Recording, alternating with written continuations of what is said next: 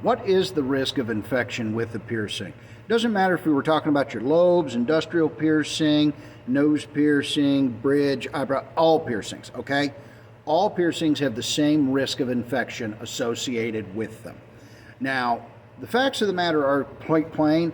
Most people walking up and down the street today would not know an infection from a mosquito bite. And it is inevitable.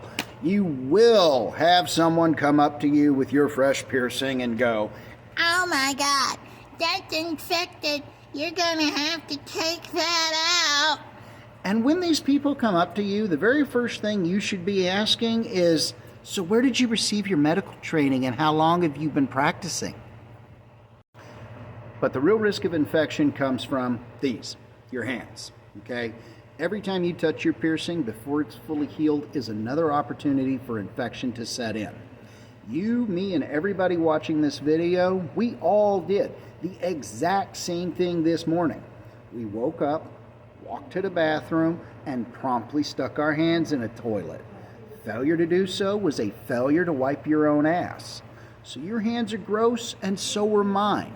Keep your hands off of your piercings, and you've eliminated 95% of your risk of any infections setting in. Shucks, I didn't get that on camera. I just spotted a fly dead with a box of gloves. Anyway, the other 5% is atmospheric. So, if you're working in a dirty job or you've got stuff splashing up on you, you want to make sure that you've got that appropriately covered through the working hours. And you want to make sure that you're changing your bed linen so that you're not sleeping on dirty sheets.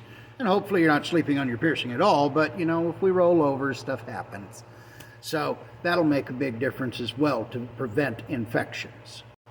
Now, if you did have an infection, the last thing you want to do is actually remove your jewelry, okay?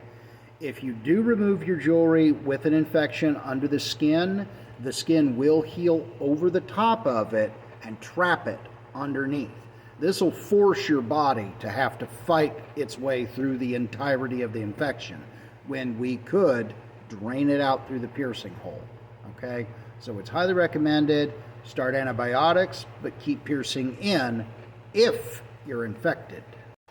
However, what most people think is infection is actually an allergic reaction to the jewelry they're wearing.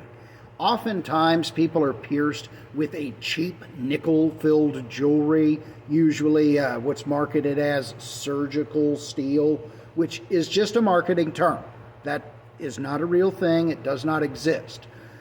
316L steel is surgical steel, which is what they make, surgical tools out of.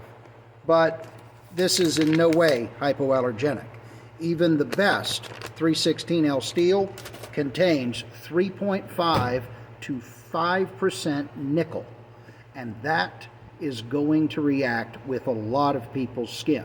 Some people are lucky and they can just wear anything they want to, but a lot of people can't, and this causes mild redness, soreness, mild swelling. It never seems to fully heal. There's always that yellow crusting and a little bit of clear liquid coming out of it.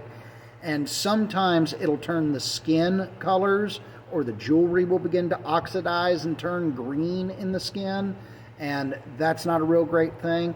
Everybody freaks out. Oh, it's infected, it's infected.